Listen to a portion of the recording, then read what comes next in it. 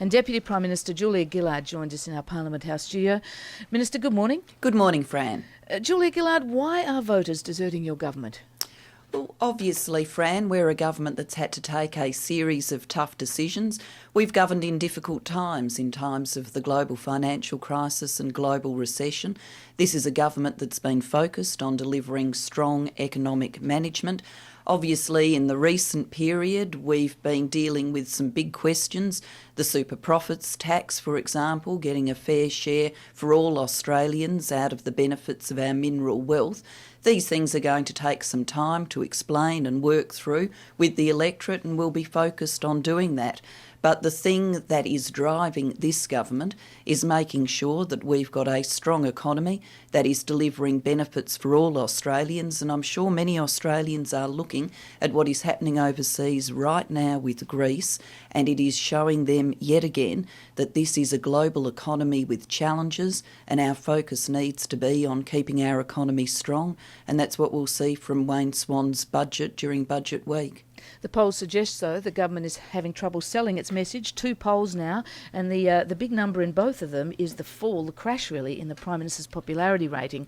Are people rejecting the government, or are they rejecting Kevin Rudd? Fran, I'm not a commentator on the polls, but obviously Kevin Rudd as Prime Minister is steering the government as it deals with a series of very difficult questions, as it deals with a fragile global economy. And that has required us to take decisive action to keep people in work. Kevin Rudd obviously personally too has worked through in a great level of detail how we get our health system on a sustainable footing for the future so that it can deliver the benefits that Australians want from their health system. And yes, we've had to take a series of tough decisions. A tough decision about the carbon pollution reduction scheme in view of the slow progress internationally and the loss of bipartisan support here. We've had to take a tough decision about the super profits tax, but it's the right thing to do if all Australians are going to share in the mineral wealth of our country. So you're standing by all these decisions the government's making. You don't see these polls reflecting that the government has made some mistakes? Look, polls will come and polls will go. What our job is to govern day by day, driven by the national interest, and the national interest requires a steady hand as we still chart difficult economic waters, and that's what you will see from the government in budget week, from both Kevin Rudd and Wayne Swan as we deliver this, our third budget. Pollsters seem to be agreed that what voters are reflecting or saying is that they are disappointed, they are unhappy at the government and the Prime Minister dropping things that you promised, dropping things like the emissions trading scheme. Some senior ministers privately say they were taken by surprise themselves with this. Did the Prime Minister consult you before dumping the ETS?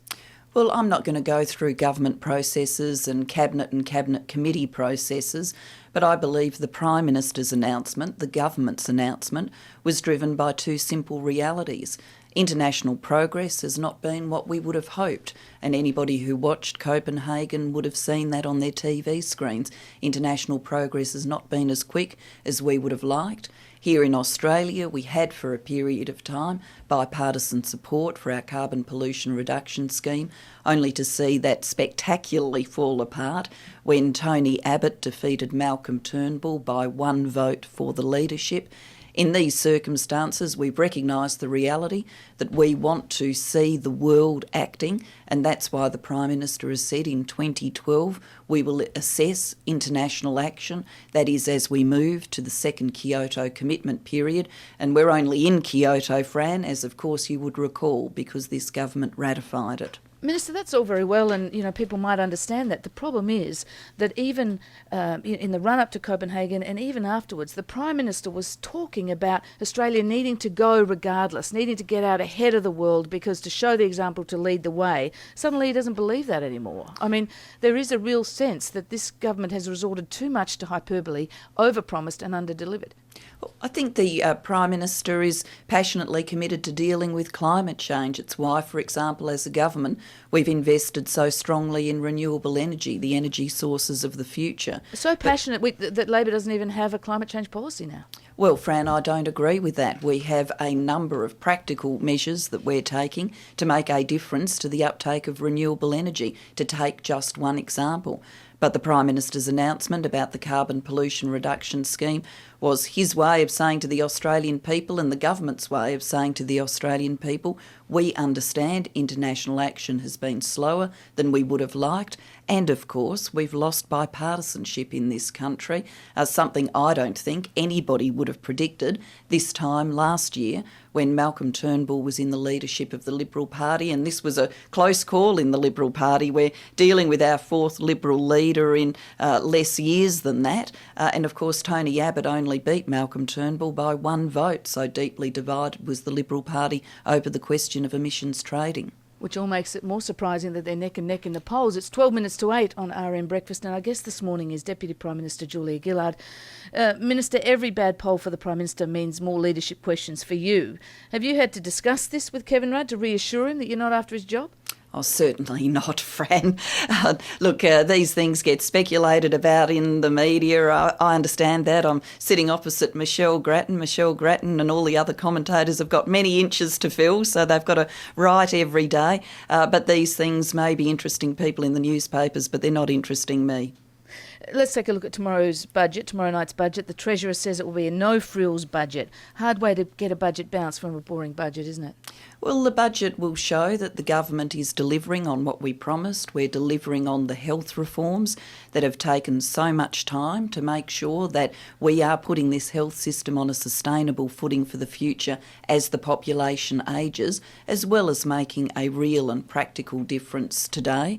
It will be investing in superannuation so people can look forward to retirement incomes. A 30-year-old can look forward to a retirement income of more than $100,000 extra. And it will be delivering on our promises to small business. Small business is an important engine room of our economy, and there are some special deliveries to small business, particularly in the form of a lower corporate tax rate and measures to assist small business right off capital expenditure. And will it be announcing that there'll be extra nurses, a nurse per doctor's surgery, as forecast in the Daily Telegraph today? I know I'm going to disappoint you, Fran. I've seen the report in the Daily Telegraph, and of course I'm not going to speculate on what's in Wayne Swan's budget. We will see that revealed on budget night. Minister, in your own portfolio, concern about the spending blowouts in the school building program. The Auditor-General noted that the bulk of the $16 billion is yet to be spent. Are you taking measures right now, to make sure it is spent more responsibly, because there's some awful statistics coming out on that program? Well, a while back I appointed an implementation task force led by a man called Mr Brad Orgill. He's a major Australian businessman who is bringing to the task a commercial perspective focused on value for money. Sure, but the money's being spent right now. What's happening now to make sure there's value for money? Well, Brad is out there right now, shirt sleeves rolled up, in schools, on construction sites, dealing with any complaints and making sure that there is a focus on value for money. This is a huge program, 9,500 schools, 24,000 projects. It's supporting jobs at a critical time. I meet all the time, Fran, people working on building the Education Revolution projects who say to me they would not be in work today if it wasn't for this expenditure. I also meet many delighted school principals and school communities, but there have been concerns from some schools, and that's why the Implementation Task Force is there. I am as determined to get value for money out of this as anybody else in this country. I want to make sure every dollar spent on schools gets the maximum effect. Well, then, are you alarmed when you read studies that suggest that building within the public school system under this program is 4 times more expensive than the private school system?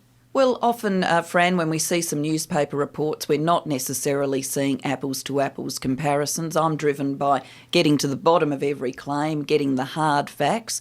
So I'm not going to react to some broad brush reporting. What I'm going to do, and what I have done, is appoint an implementation task force that won't deal with the broad brush. It will deal with this school by school, issue by issue, if complaints are raised. Let's remember the two sides of the coin. Overwhelmingly, school principals have been supportive and delighted by building the Education Revolution. The Auditor-General's report showed statistics of more than 90% saying that it will benefit their students, and obviously schools are all about benefiting the kids. To the extent that there are problems, the Implementation Task Force is there to deal with value for money. Julia Gillard, thank you very much for joining us on Breakfast. Thanks, Fran.